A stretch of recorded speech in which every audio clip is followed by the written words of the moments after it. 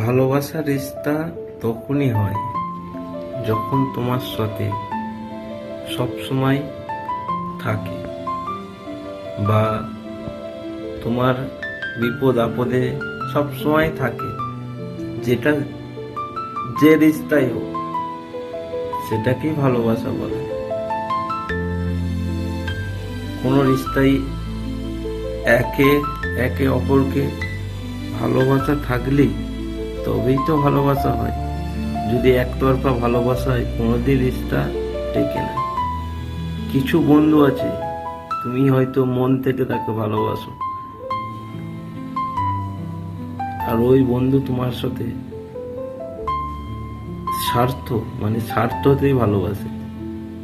তুমি সেটা নিজেই বুঝতে পারবে তুমি যদি কোনোদিন তোমার দরকারে ওই বন্ধুকে দেখো, সেই বন্ধু কোনোদিন আসবে না। ওইখান থেকেই বুঝতে হবে। বন্ধু কেন, যে কোনো রিশতা দরকার থাকার, যখন তোমার সাথে দরকার থাকবে তখন ভাই, মাসি, পিসি, মামা, দাদা সবাই চলে আসবে তখন রিশতা দেখাতে। কিন্তু তোমার যখন দরকার মিটে যাবে তখন তুমি ওকে যখন ডাকবে, দাদা, ভাই, মামা, পিসি কিছু না কিছু বাহানা দিয়ে বেরিয়ে চলে যাবে।